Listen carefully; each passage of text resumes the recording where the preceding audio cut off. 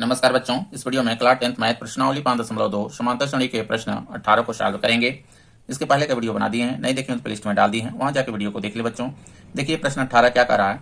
किसी समांतर श्रेणी के चौथे और 8वें पदों का योग 24 है तथा छठे और 10वें पदों का योग 44 है। इस समांतर श्रेणी के प्रथम 3 पद ज्ञात कीजिए, ये करा बच्चों। तो इसमें देखिए यानी चौथा और 8वें पदों का देखिए योग कितना दिया है, 24 दिया है।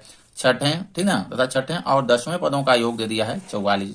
तो हमको क्या बताना है कि प्रथम 3 पद जो श्रेणी के है, यानी पहला पद, दूसरा पद, तीसरा पद, प्रथम 3 पद हमको बताना है। अगर मान लेते हैं कि समांतर श्रेणी के प्रथम पद ए, ठीक है बच्चों, इस तरह से देखिए, माना समांतर श्रेणी के समांतर श्रेणी के प्रथम पद ए और सार्वअंतर डी है, और सार्वअंतर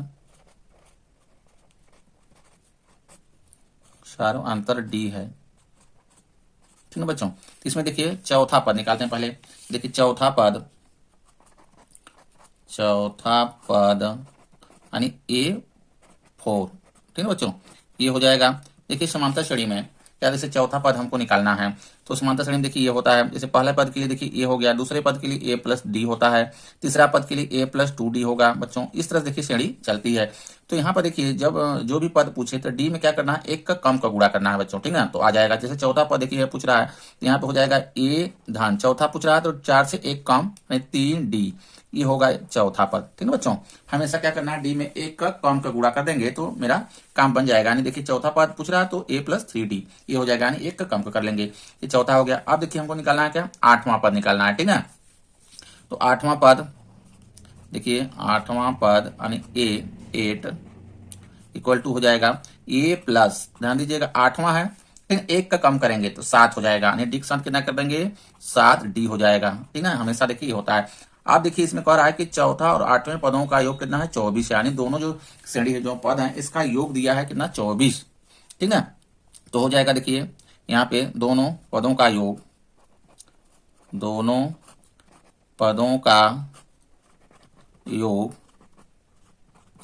देखिए, यानी दोनों पद ये जो हैं, ठीक है, चौथा और 8वां। तो चौथा पद देखिए कितना है, A धन 3D, ठीक, धन लगाएंगे और इसको लिखेंगे 8वां पद A धन 7D बराबर कितना है, 24 है बच्चों, ठीक ना। अब इसको देखिए A यहाँ पे एक है, एक यहाँ पे है, तो हो जाएगा 2A, ठीक ना, और 7 3 10D हो जाएगा, धन में 10D बराबर 24। देखिए और ये छोटा हो जाएगा, कॉमन अगर ले लेते हैं, देखिए दो इधर कॉमन हम ले सकते हैं, इस साइड में लेफ्ट साइड में और राइट साइड में भी 2 कॉमन हो जाएगा। अगर 2 कॉमन ले लेंगे देखिए बच्चों तो हो जाएगा A धन, ठीक है, 2 पंचे 10, यहाँ पे देखिए 5D आ जाएगा बराबर, इधर देखिए 2 कॉमन ले लेंगे तो ये ब्रैकेट्स में कितना हो गया, ये 12 हो जाएगा, ठीक है। ये 2 से देखिए ये 2 कट गया, तो यहाँ पे हो जाएगा A धन 5D, ठीक है बच्चों, 5D बराबर 12। इसको समीकरण 1 बना लेते हैं। आगे देखिए क्वेश्चन क्या कह रहा है, अब कह रहा है कि तथा छठे और 10वें पदों का योग कितना है, 44 है। छठा पद और 10वां पद, तो छठवां और 10वां पद निकाल लेते हैं पहले। तो देखिए छठा पद हो जाएगा, छठा पद यानी A6, ठीक है, बराबर A धन, देखिए छठा पद पूछ रहा है तो डी के साथ कितने गुणा कर देंगे, 5 का, यानी 5D हो जाएगा ये छठा पद, ठीक है। अब हमको कौन सा निकालना है, 10वां पद निकालना है। देखिए 10वां पद यानी A10, ठीक है बच्चों, बराबर हो जाएगा A धन, देखिए 10वां पद पूछ रहा है, इसमें निकालना है तो हम क्या करेंगे, 9 को गुणा करेंगे डी के साथ, एक का कम का 9D हो जाएगा। अब इन दोनों का देखिए योग हो जाएगा, दोनों पदों का योग,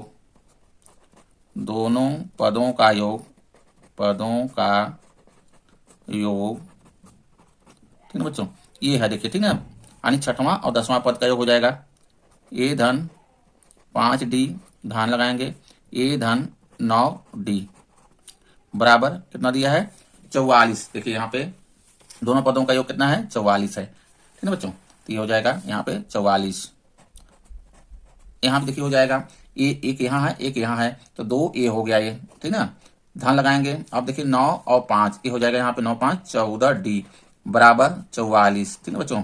आप देखिए और छोटा हो जाएगा ये, यहाँ से देखिए 2 कॉमन ले लेते हैं, इस साइड लेफ्ट साइड और राइट साइड दोनों साइड में, तो यहाँ पे देखिए 2 कर कॉमन ले लेते हैं तो हो जाएगा ए धन 2 सतह 14 ने 7 डी इधर हो जाएगा, 2 इधर कामा ले लेंगे, ये देखिए आ जाएगा यहाँ इसमें 22, ये 2 से ये 2 मेरा कट गया, तो आ गया ए धन 7 डी बराबर 22 22, ठीक है। इस समीकरण 2 बना लेते हैं। अब समीकरण 1 और 2 को सॉल्व करेंगे तो यहाँ से ए और डी का मान निकल जाएगा। जब ए और डी का मान आ जाएगा तो समांतर श्रेणी में कोई भी पद हम बता सकते हैं कितना होता है, ठीक है बच्चों। तो यहाँ से देखिए समीकरण 1 मेरा देखिए ये है, ठीक है, और समीकरण 2 मेरा ये है, दोनों एक जगह पर कर लेते हैं। तो यहाँ से देखिए समीकरण 1 हो जाएगा मेरा ए धन कितना है 5 डी बराबर 12, ये समीकरण मेरा 1 है, ठीक है। और समीकरण 2 को इसके नीचे कर लेते हैं, ए धन देखिए 7 डी बराबर ये हो गया 22, ये समीकरण 2 है।